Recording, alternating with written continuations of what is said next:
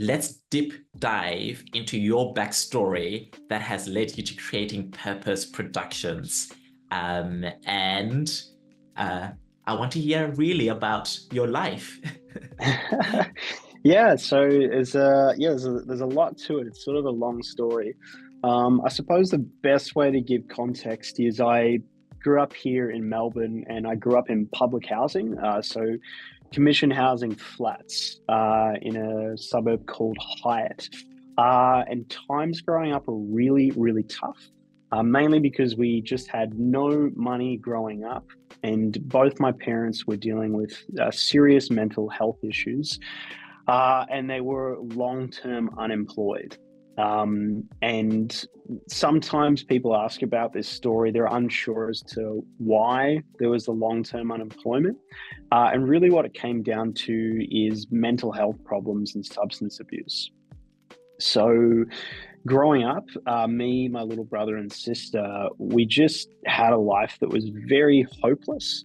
And really my entire childhood was just this experience of stress, sadness, things not working out at all, and just feeling that nothing's moving forward. It was a really challenging and difficult time growing up. No child should ever have to go through that. The idea of going through childhood is a safe home with empowered parents and opportunities for children.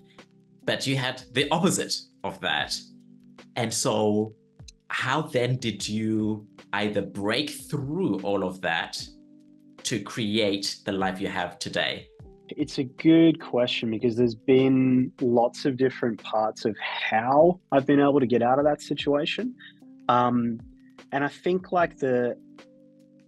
just to give a bit of context on there as well, I think all throughout growing up, I always wanted to have a better life. Like I was always imagining if things could be better or hoping that things would be better.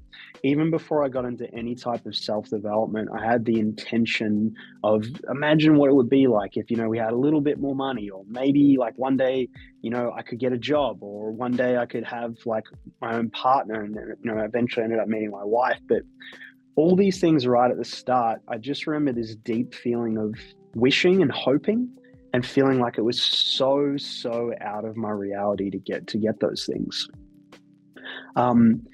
My parents' relationship deteriorated over time. So as I was growing up and going throughout school, I actually grew up in a pretty wealthy area. So there was a mix of less fortunate kids and kids who actually went to private schools or had parents who were very wealthy. I was part of this whole mix, but little did anybody know that at home I was dealing with this constant turmoil and fighting between my parents, where on a regular basis, there would be shouting, screaming, threats of violence, threatening to call the police. So you're wondering the value in being a podcast guest. Think about it. You want to build your personal brand. Is it important as ever? And coming on this show allows you to do just that. You're able to leverage our audience, but not only that, you're able to leverage the content from this podcast. As you clock up the hours someone spends with you, the longer time someone spends listening to your story, your solutions in the marketplace allows you to do something special. It allows you to build a community and build a brand. You can leverage the community here, but you can also leverage the content from this show to be able to use where? On LinkedIn. LinkedIn is where you're going to shine. LinkedIn is where you're going to generate leads. So whoever you are, you want to come and tell your story. You want to be able to come in and be a guest that allows you to build your brand. Link in the description, we'll get in touch. So join our waiting list to feature on the Rugare Family Podcast. Just the home sort of completely hostile. And that's what was going on in my home life. And so I'm trying to navigate through school, through making friends, through figuring out who I am.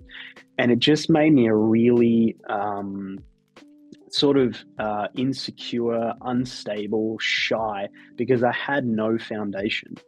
So a lot of the really painful experiences I had as a kid growing up, of not being able to fit in, not being able to connect, not really understanding why I was so weird or why I wasn't as relaxed or as fun as other people, was all this nonsense that I was dealing with at home.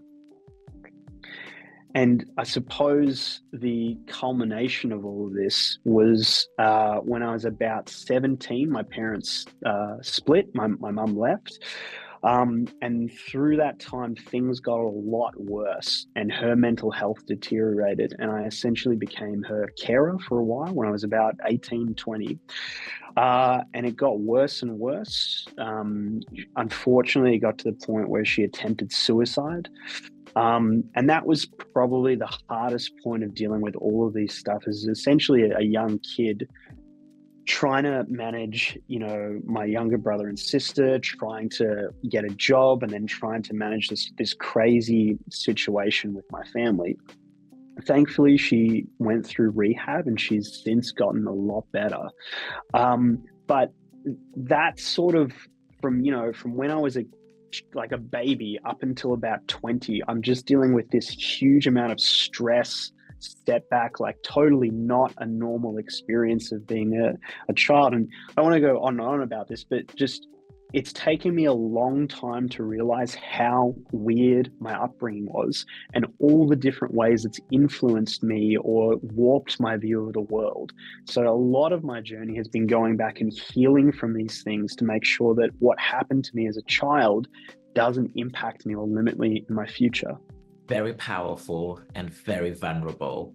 What I related to was, as a child, you had that hope of what life could be in the future. That was me too, growing up in Zimbabwe. I was like, I dared to dream, like, what would it be like to actually go overseas? What would it be like to actually go and do a course in forensic science, which never existed in Zimbabwe?